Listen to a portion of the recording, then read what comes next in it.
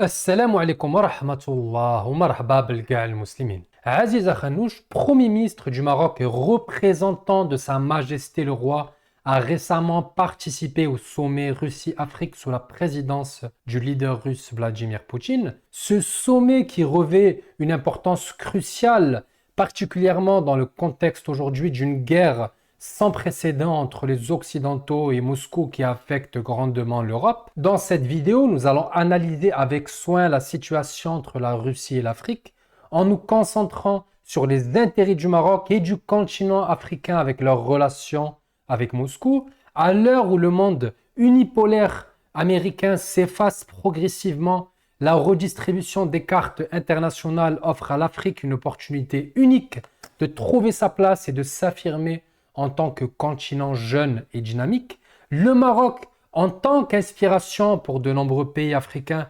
occupe une position clé dans cette dynamique. Ensemble, nous allons explorer les raisons de cette influence positive exercée par le Royaume. En attendant, je vous encourage à me soutenir et à soutenir cette chaîne en vous y abonnant et en likant cette vidéo. Barakallahu fikum. C'est un sommet Russie-Afrique, le second sommet après celui de 2019 à Sochi. Celui-ci donc est à Saint-Pétersbourg. C'est un sommet extrêmement observé et très important alors que l'Europe vit une crise sécuritaire et militaire historique et sans précédent.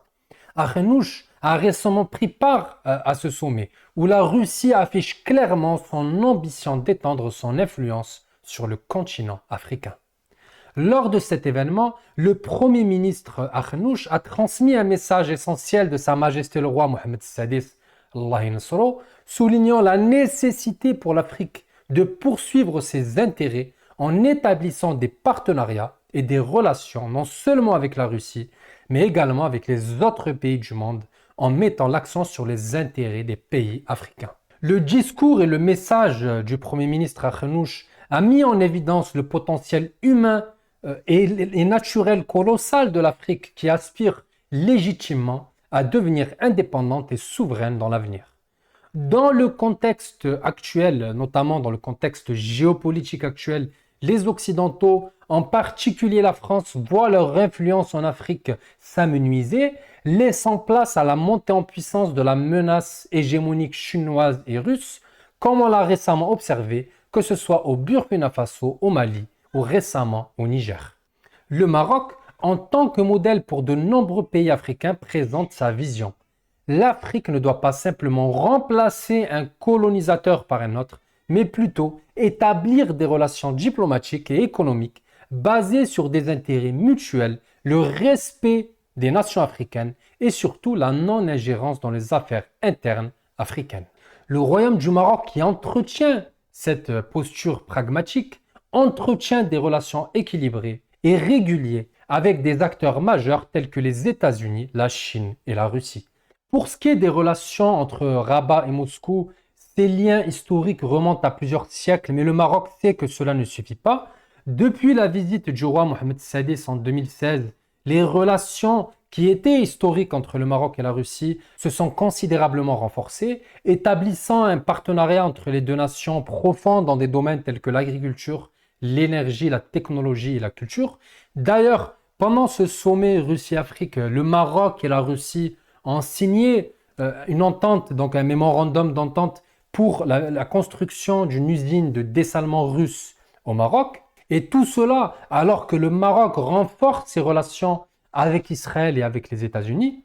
Face à la situation critique au Sahel où la menace terroriste est persistante, de nombreux pays africains sont incités à adopter la même posture pragmatique que le Maroc. Il est essentiel pour les Africains d'entretenir des relations équilibrées avec l'axe russo-chinois tout en collaborant avec les Occidentaux pour bénéficier de leur expertise technologique et des investissements qui pourraient soutenir leur développement. Cependant, la situation préoccupante dans certains pays africains tels que le Burkina Faso, le Niger ou le Tchad, où des coups d'État militaires se multiplient depuis plusieurs mois, n'augure rien de positif pour l'avenir du continent.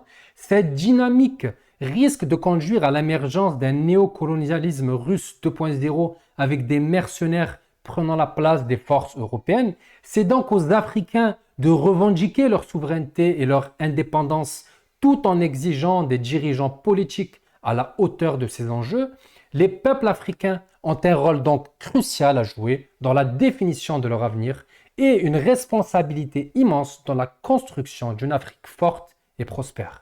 L'Afrique se trouve à un moment hyper important de son histoire. Et sous la vision éclairée du roi du Maroc, plusieurs priorités se dessinent pour le continent africain. La lutte contre le terrorisme, le développement économique, le développement humain, l'agriculture, le réchauffement climatique. Cependant, le contexte actuel au Sahel est particulièrement sombre et incertain. L'arrivée de nouveaux régimes militaires soulève des inquiétudes quant à la stabilité et la sécurité de la région. De plus, la présence grandissante de la Russie en tant que partenaire de ces régimes suscite des interrogations quant à ses véritables intentions vis-à-vis du développement économique et humain de l'Afrique. La Russie, la Fédération russe, n'a pas vocation à être un partenaire pour le développement économique. La Russie se présente davantage comme un fournisseur d'armes et un exportateur d'hydrocarbures. Cette ingérence russe et occidentale au Sahel doit être combattue avec détermination pour préserver la souveraineté et l'avenir de l'Afrique. Ainsi, il est important que l'Afrique adopte une diplomatie équilibrée, agisse avec résolution pour préserver ses intérêts et son indépendance. Et dans le même temps, le développement économique et humain en Afrique ne peut être négligé. L'épanouissement de l'agriculture et la capacité à faire face aux défis du réchauffement climatique sont essentiels pour assurer un avenir prospère et durable pour le Maroc et également pour l'ensemble des pays africains. Cela passe par une coopération internationale entre l'Afrique et le reste du monde basée sur des principes d'équité, de respect mutuel, et cela est indispensable pour relever les défis qui se dressent devant le continent. Les ressources naturelles, bien que précieuses, doivent être gérées avec prudence et responsabilité afin de promouvoir le développement durable et de garantir le bien-être des populations africaines. Que ces engagements ne faiblissent pas, que la volonté africaine demeure inébranlable et que le Maroc et l'Afrique avancent résolument vers un avenir prospère et sécurisé pour le bien-être de leur population. Et cela passe donc par plus de coopération, que ce soit avec les Russes, les Chinois et les Occidentaux. Cela ne peut se faire qu'avec la matière grise africaine, qu'avec les ingénieurs africains, qu'avec les jeunes, la jeunesse et cette énergie africaine, et pas avec les militaires. Les militaires qui sont soit gérés par l'Occident ou par la Russie. Ce n'est pas une solution. Les régimes militaires n'ont jamais été une solution. Ils n'ont jamais été la source ou l'origine d'un quelconque développement dans l'histoire de l'humanité.